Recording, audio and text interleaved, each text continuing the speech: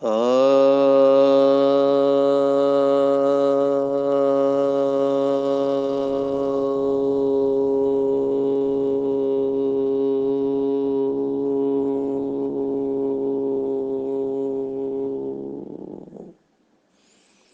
शांति।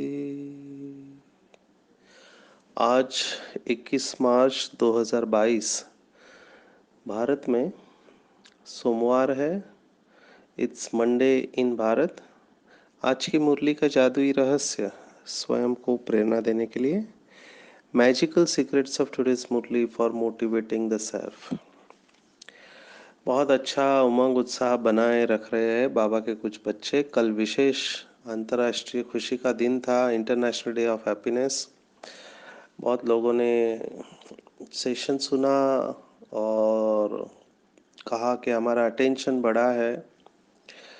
आध्यात्मिकता का जीवन जब हम जीने लगते हैं तब हर क्षण, हर कर्म के ऊपर, हर थॉट के ऊपर, हर श्वास के ऊपर हमारा अटेंशन बढ़ने लगता है।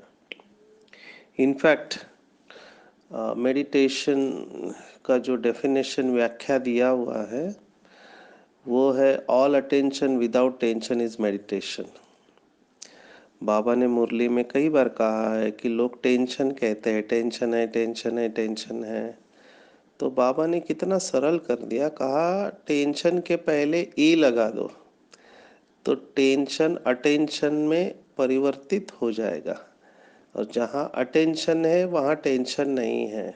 कितनी सुंदर और कितनी सरल बात! इससे और कोई सिंप्लीफाई या सरल चीज हो नहीं सकती है। केवल अटेंशन, योग माना अटेंशन। दो शब्द अंग्रेजी में कहते हैं, एक इंटेंशन होता है और एक अटेंशन होता है। तो लौकिक में भी जो स्पिरिचुअल मास्टर्स है, आध्यात्मिक गुरु है, वो इन दो शब्दों को इस्तेमाल करना सिखाते हैं, इंटेंशन एंड अटेंशन। पहले भी सुनाया कि कई सारी जगह पे आश्रम है भक्ति मार्ग में, जैसे थाईलैंड में आश्रम है। अगर आपको उस आश्रम में एंट्री करना है तो वहाँ का रास्ता इतना कठिन है कि अगर आपका अटेंशन कम रहा तो आप पानी में गिर जाएंगे। रास्ता ही ऐसे बना हुआ है कि आपको कदम रखते वक्त बहुत संभल के कदम रखना पड़ता है। तो पूछा ऐसा क्यों किया है, तो उनका लक्ष्य है कि आते समय ही आपका अटेंशन बढ़े आश्रम में। आप सोचो, क्या हमारा इतना अटेंशन है हर कर्म के ऊपर? क्योंकि जहाँ अटेंशन नहीं रहता है वहाँ माया एंट्री करती है। हाईवे पर बोर्ड लगा हुआ रहता है, आप सबने पढ़ा भी होगा, सावधानी हटी दुर्घटना घटी। सावधान। आध्यात्मिकता माना हर क्षण सावधान, केवल जागृत अवस्था में नहीं, स्वप्न में भी सावधान। क्योंकि स्वप्न में भी वार होता है माया का। तो कहने का भाव है अटेंशन, हर क्षण अटेंशन। और अटेंशन का प्रिंसिपल ऐसा है कि जहाँ हमारा अटेंशन होगा वहाँ हमारी संपूर्ण बुद्धि, मन या आत्मा की ऊर्जा एकाग्र हो जाती है। जहाँ ऊर्जा एकाग्र होती है वहाँ पर ग्रोथ होता है, वहाँ पर विकास होता है। तो इंटेंशन कहाँ और अटेंशन कहाँ? तो इंटेंशन माना आप कह सकते हैं कि शुभ संकल्प। तो जैसे जैसे हम योग मार्ग में आगे बढ़ते हैं हमको ये महसूस होने लगता है कि हमारे विचारों की गति थोड़ी फास्ट है। कुछ लोगों में ज़्यादा फास्ट होती है, कुछ लोगों में कम होती है। तो धीरे धीरे जैसे हमारा योग स्थिर होने लगता है, बाबा की याद में हम स्थिर होने लगते हैं, तो पता चलने लगता है कि संकल्प भी शांत होते जा रहे हैं। संकल्प शांत होते जा रहे हैं। इट्स लाइक पहले गाड़ी 100 के स्पीड से चलती थी, फिर 90 के स्पीड से चलने लगी, फिर 80, फिर 60। 70, 60, 50, 40, तो धीरे धीरे पता चलने लगता है कि मेरे संकल्पों की गति धैर्यवत होने लगी है। पहले टेंशन कम आता था, पता ही नहीं चलता था। लोग कहते हैं कि कब गुस्सा आया पता ही नहीं चला, माना गाड़ी स्पीड में जा रही है। Emotions are energies in motions, तो बहुत स्पीड में जाता है, पता नहीं चलता है। धीरे धीरे जैसे हम रिलैक्स होने लगते हैं फिजिकली और मेंटली, ये संकल्पों की गति धैर्यवत होने लगती है। और मैजिक यहाँ पे चालू होने लगता है कि पहले इमोशंस रीजनिंग को टेक ओवर कहते थे, जिसको कहते हैं कि भावना विवेक का हरण कर लेते थे। तो क्लियर थिंकिंग नहीं होता था, गलती करने के बाद सोचना होता था, जिसको कहते पश्चाताप। चाहते नहीं है फिर भी हो जाता है, इसका मतलब गलती करने के बाद आप सोच रहे हैं। लेकिन धीरे धीरे जैसे ये संकल्पों की गति धैर्यवत होने लगती है, ऑटोमेटिकली एक पावर आने लगती है। पावर क्या है? पावर ये है कि मैं संकल्पों को क्रिएट कर रहा हूँ, ये मुझे पता चलने लगता है। और मैं संकल्पों को नियंत्रण रखना चालू कर देती हूँ, और मुझे पता चलता है कि मैं इन संकल्पों को जन्म दे रहा हूँ। तो जितनी आत्मा शांत स्वरूप अवस्था में स्थित होते जाएगी, नेक्स्ट स्टेज ये आती है कि मुझे ये महसूस होने लगता है कि दो संकल्पों के बीच में एक स्पेस है। स्पेस, आप इसको शांति की स्पेस कह सकते हैं। माना एक संकल्प चला, उसके बाद दूसरा संकल्प चलने के पहले एक स्पेस आती है। ये space is the वूम of creation. माना ये नई रचना का गर्भ कह सकते हैं हम। और यहाँ पे इंटेंशन को इंट्रोड्यूस किया जाता है, जिसको आज के साइकोलॉजिस्ट कहते हैं कि सबकॉन्शियस माइंड या अंतर्मन तभी स्वीकार करता है जब आप अल्फा स्टेज में रहते हैं। अभी उन्होंने अल्फा स्टेज नाम दे दिया है, एक्चुअली वो फ्रीक्वेंसी है। फ्रीक्वेंसी माना एक ऐसी स्पीड है जिसमें मन चलता रहता है। 7 से 14 साइकिल्स पर सेकंड ये इसका स्पीड है। और ये क्रिएटिव स्टेज बताई गई है। तो ये बहुत अच्छी अवस्था मानी जाती है जब आप अपने संकल्प की स्पीड को कम कर देते हैं। लेकिन हमको यहाँ नहीं रुकना है, ये अर्ली स्टेज है। आगे चलते हुए आपको और एक रियलाइजेशन होगी। लोग कहते हैं कि मन को अमन कर देना। अभी मन तो अमन नहीं हो सकता, क्योंकि मन चैतन्य शक्ति है, आत्मा की एक शक्ति है। हालांकि शास्त्रवादी इसे अलग समझते हैं। तो मन का काम है संकल्प करना। तो होता क्या है, जैसे हमारी योग की अवस्था शक्तिशाली बनने लगती है, तो मन एक संकल्पों में स्थित रहता है लंबे समय तक। इसको एकाग्रता कहा गया। फॉर एग्जाम्पल, अगर आपने संकल्प किया कि मैं आत्मा शांत स्वरूप हूँ, तो जैसे ही आपने ये संकल्प किया कि मैं आत्मा शांत स्वरूप हूँ, तो ये संकल्प बुद्धि के पास जाता है। बुद्धि उसको ग्रहण करती है प्यूरिटी के आधार पर। जितनी प्यूरिटी ज़्यादा, उतना अनुभव अच्छा रहता है।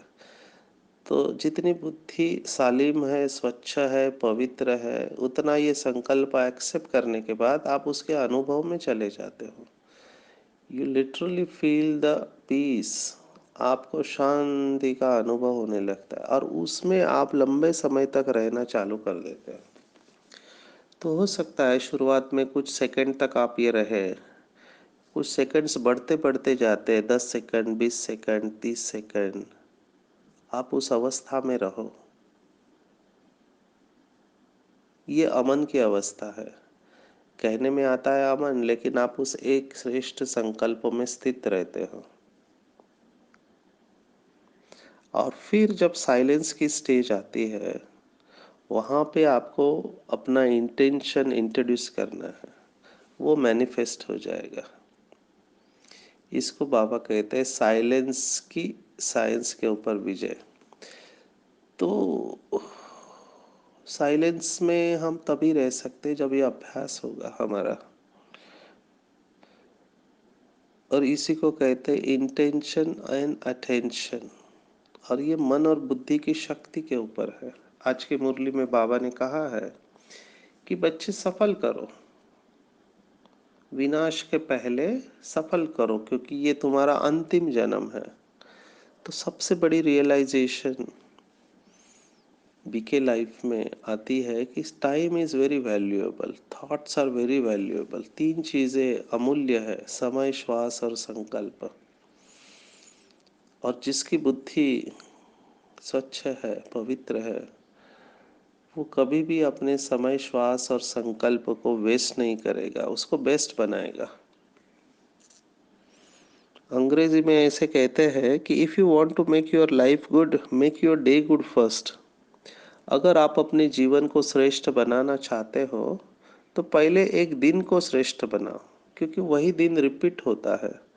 अभी इसी बात को अगर हम खींचते चले जाए कि एक दिन को अच्छा बनाना है तो एक घंटे को अच्छा बनाओ, क्योंकि वही एक घंटा रिपीट होगा। एक घंटे को अच्छा बनाना है तो एक मिनट को अच्छा बनाओ, एक मिनट को अच्छा बनाना है तो एक सेकंड को अच्छा बनाओ। तो अटेंशन कहाँ रहा? सेकंड बाय सेकंड का अटेंशन रहा। इसीलिए शायद बाबा कहता है कि बच्चे अंतिम पेपर होगा वो एक सेकंड का होगा। तो जो योगी होते हैं वो सेकंड बाय सेकंड मूवमेंट करते हैं। योगी माना जिसका कर्मों में कुशलता है। हमने देखा योग कर्मसु कौशल्यम, दूसरा अध्याय में, perfection in action is yoga. Perfection कैसे हो सकता है? जब हर क्षण मैं अटेंशन में रहूं। और अटेंशन में मेरे को ऐसी पावर मिलती है कि मुझे पता चलता है कि अभी मेरा वेस्ट चल रहा है, अभी निगेटिव चल रहा है, अभी मैं समय को वेस्ट कर रहा हूँ, श्वास को वेस्ट कर रहा हूँ। तो जैसे अटेंशन रखा, आप उसको बेस्ट में कन्वर्ट करते हैं। तो बाबा ने ये स्लोगन सभी बच्चों को दिया हुआ है कि संगम योग जमा करने का युग है। जमा केवल अभी कर सकते हैं, बाद में नहीं कर सकते। बाद में फिर जमा किया हुआ खाएंगे।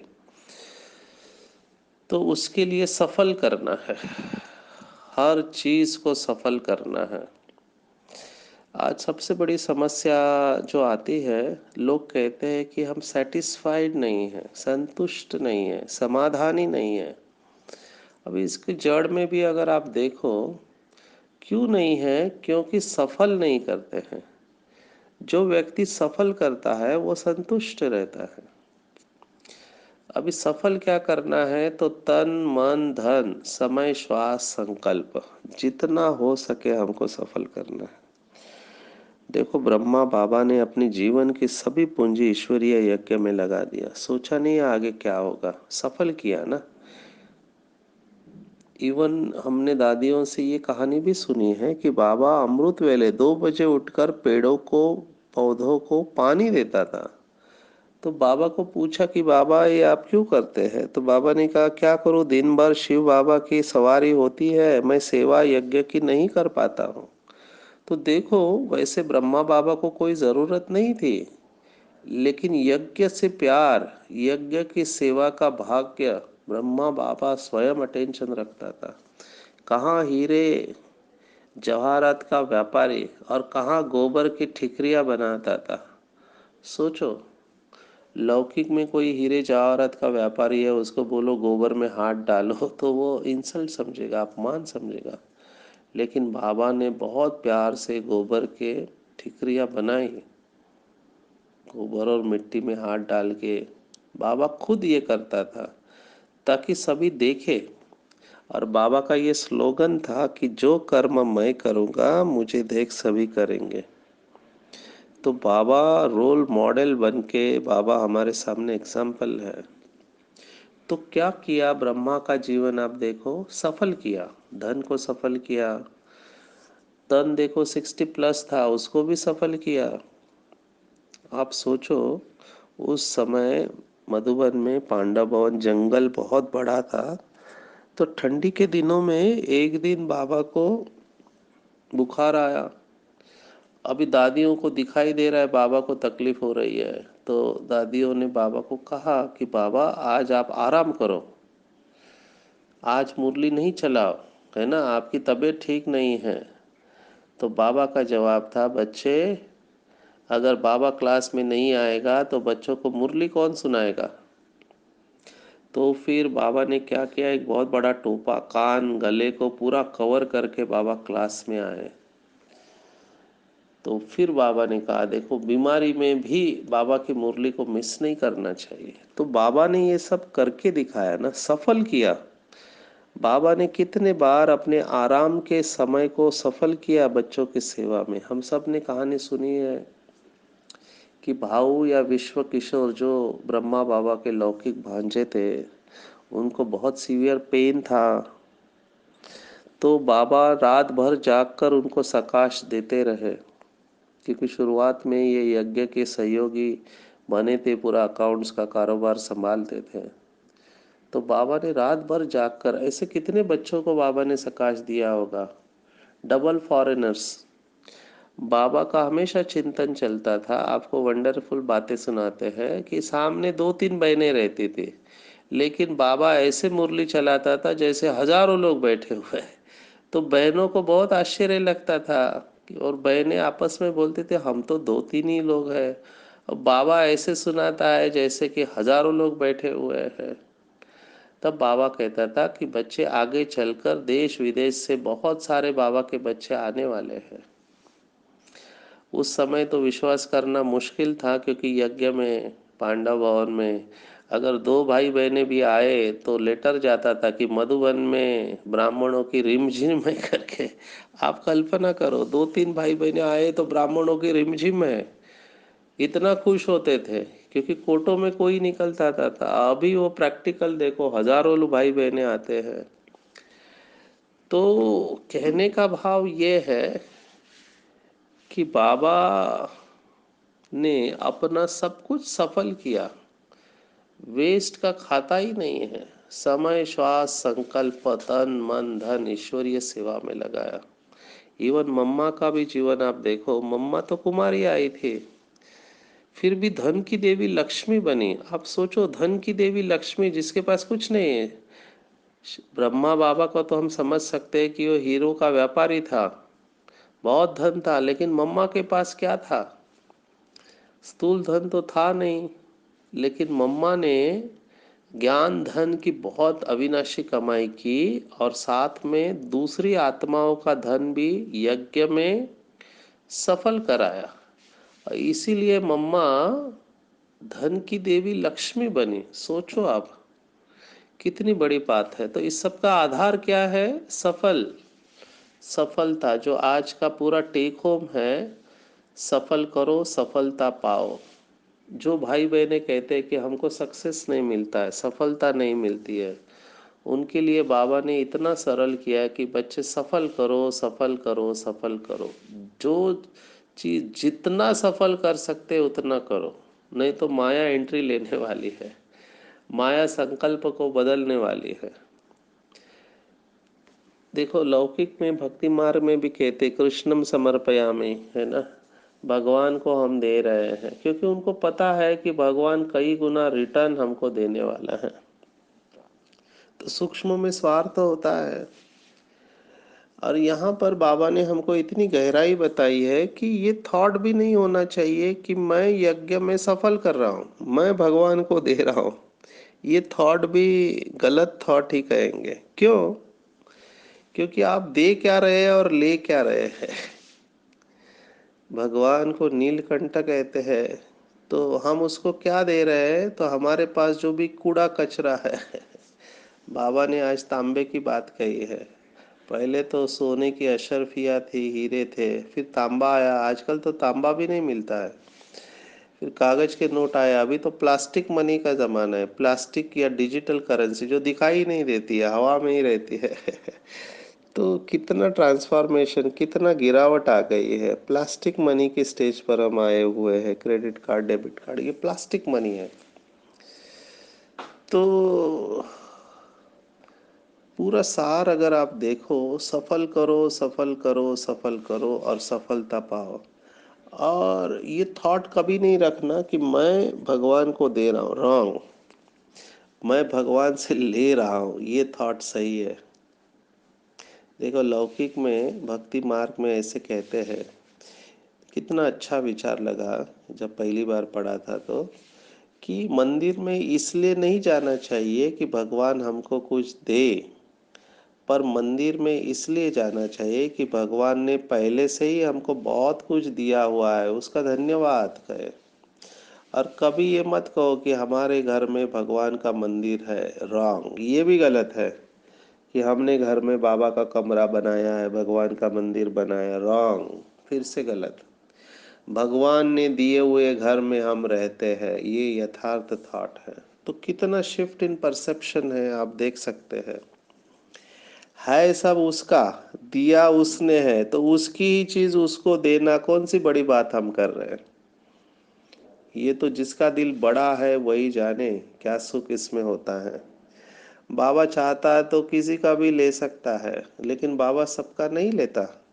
यज्ञ में सबकी पाई पाई कौड़ी लग के यज्ञ की स्थापना हो रही है। बाबा मुरली में कहता है कि माताएं, माताएं तो कहीं कमाने को जाती नहीं, कई सारे हाउस वाइफ्स होती है, वो कमाने को जाती नहीं है। पति जो भी देता है उसमें से एक एक पैसा वो निकाल के यज्ञ में सफल करते हैं, और बाबा को कहते हैं कि बाबा ये मेरा एक पाई, इससे मेरी ईंट लगा देना सतयुग में, बहुत वैल्यूएबल है। इसको कहते हैं सुदामा मिसल चावल। प्रैक्टिकली ये कहानियां यज्ञ में हुई है, कितनी आपको अनुभव सुनाऊं, बहुत सारे अनुभव है। एक माता का अनुभव जो पहले भी सुना है, बहुत मोटिवेट करता है। बेचारी गरीब माता, तो नौवारी 9 यार्ड्स की साड़ी पहनने वाली, अगर आप जानते हैं महाराष्ट्र में नौवारी साड़ी पहनते हैं, बहुत बड़ी साड़ी होती है। तो उसको तो बाबा से मिलने के लिए पैसे भी नहीं थे, तो स्टूडेंट ने, टीचर ने मिला के उसका टिकट निकाला। और गरीब, अकेली रहने वाली, और उस समय बाबा के लिए सभी कुछ ना कुछ लेके जाते थे। इसके पास तो कुछ था ही नहीं, तो ये चावल लेके गई, वो भी पोटली में बांध कर। तो जब बाबा से सभी मिल रहे थे, तो कोई शॉल दे रहा है, कोई चादर दे रहा है। तो ये देख के थोड़ा संकोच हुआ इस माता को कि ये सब इतनी बड़ी बड़ी चीजें दे रहे, मैं क्या दूं बाबा को, तो चुपचाप पीछे बैठी रही। लेकिन जानी जाननहार शिव बाबा ने तो दिल की बात को कैच कर लिया, और बाबा ने कहा कई बच्चे बाबा के लिए सौगात लाते हैं लेकिन देते नहीं है। तो टीचर को इशारा समझ में आ गया। टीचर ने बाबा को कहा, बाबा ये माता बहुत गरीब है, इसके पास कुछ है नहीं। तो बाबा ने उसको आगे बुलाया, और पहले तो बाबा ने उसकी साड़ी देखी जो बाबा के लिए स्ट्रेंज थी। तो बाबा को पहली बार पता चला कि ये इतनी लंबी साड़ी पहनते हैं। तो बाबा ने कहा, बच्ची क्या लाई हो? तो उसने कहा, बाबा मेरे पास तो कुछ है नहीं, इन्होंने ही मेरा टिकट निकाला, मैं गरीब हूँ, तो ये चावल मेरे पास थोड़े थे, वो आपके लिए लेकर आए हूँ। बाबा ने उसको प्यार से दृष्टि दिया। और देखो उस दिन यज्ञ में कमाल हो गया। बाबा ने डिक्लेयर किया, उस दिन गुरुवार था, कि आज बाबा को जो भोग लगेगा वो इस माता ने लाए हुए चावल का लगेगा। कितनी बड़ी बात है। इतने सारे भाई बहने आए हैं जिन्होंने बड़ी बड़ी सौगातें दी शिव बाबा को, ब्रह्मा बाबा को, लेकिन इस माता ने जो पोटली में चावल लाए थे उसका भोग खीर बनाकर सबके पेट में चला गया। उस माता का कितना बड़ा भाग्य है। और बाबा ने उसको एक स्पेशल साड़ी दिया, बहनों को बता के इसको अच्छी तरह से साड़ी दे दो पहनने के लिए। तो ये है बाबा का प्यार।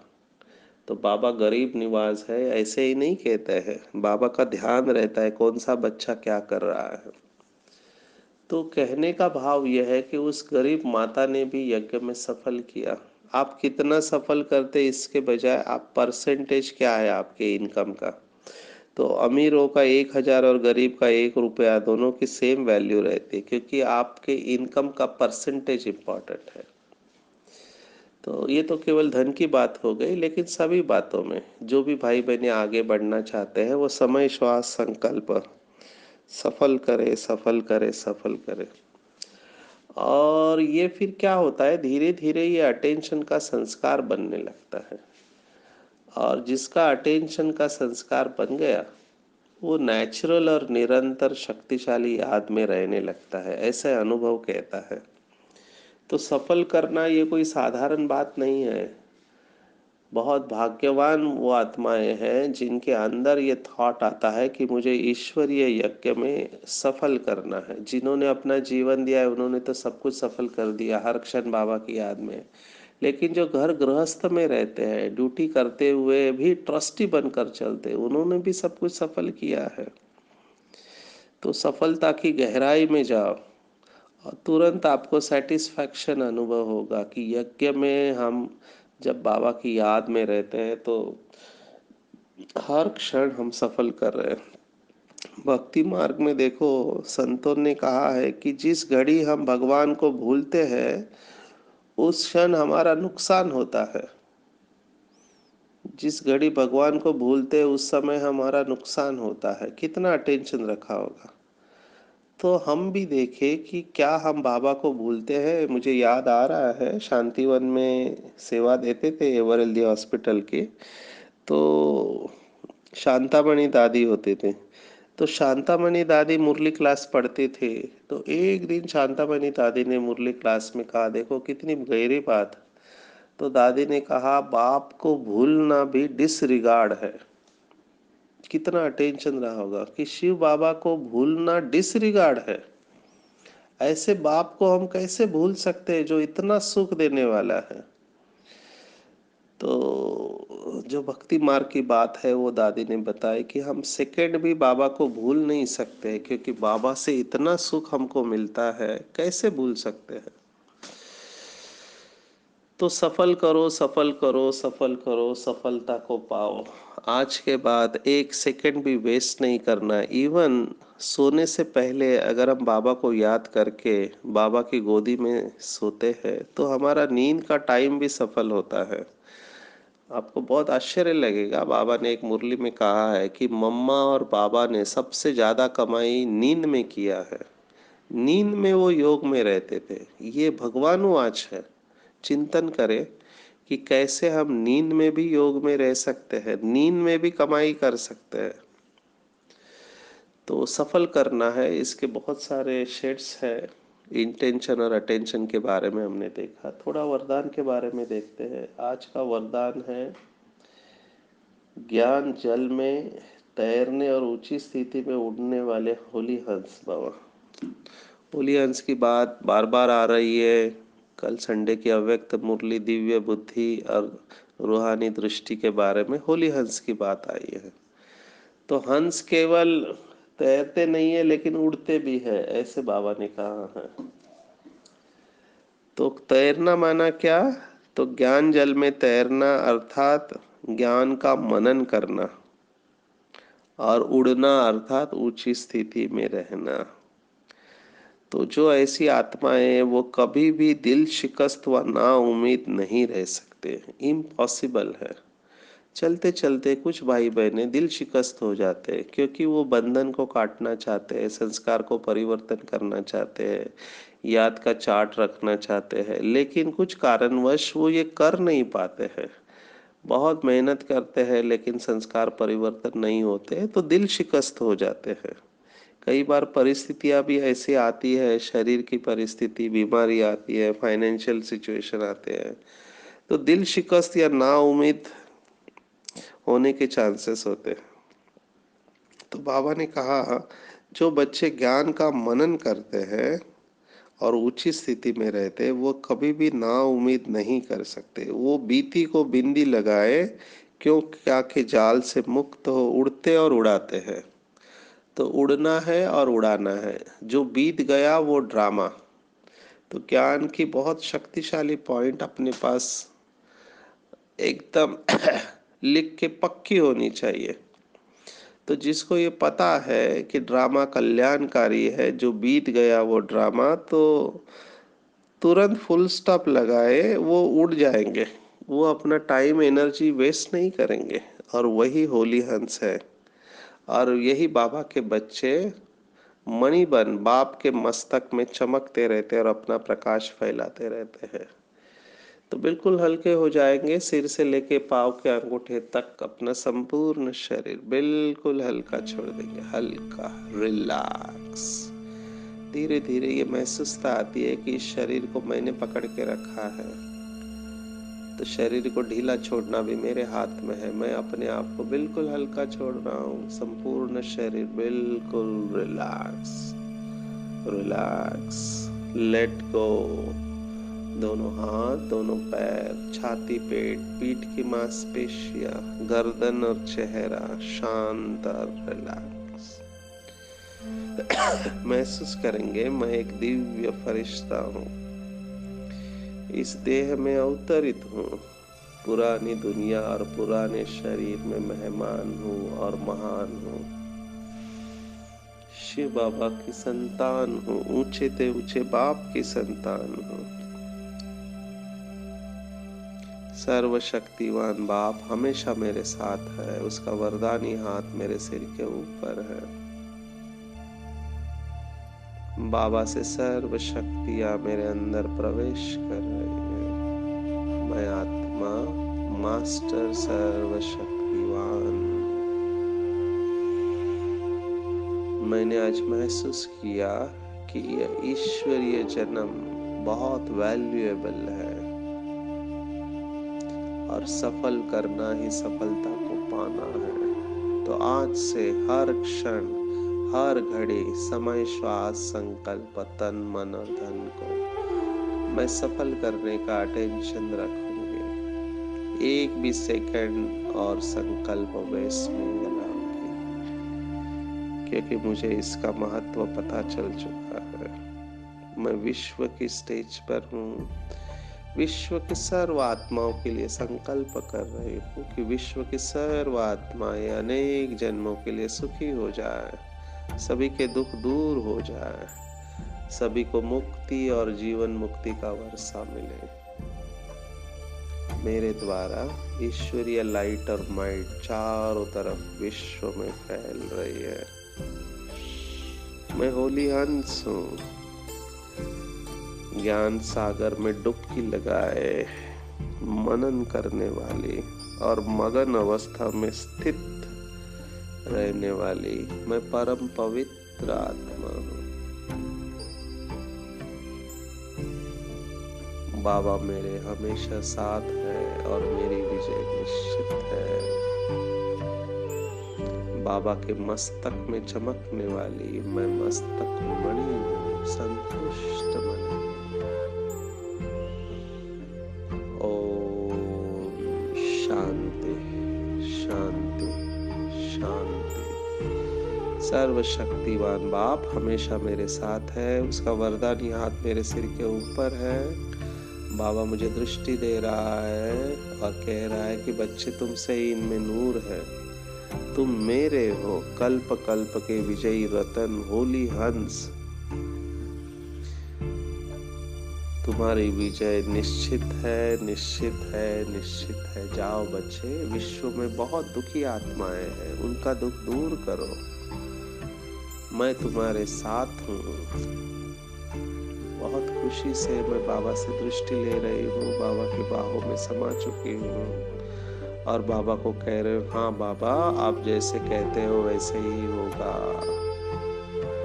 मेरा बाबा, मीठा बाबा, प्यारा बाबा और दुलारा बाबा, सच्चा बाबा और अच्छा बाबा, दयालु बाबा, कृपालु बाबा, वाह बाबा, शुक्रिया बाबा, शुक्रिया। अच्छा, ओम शांति।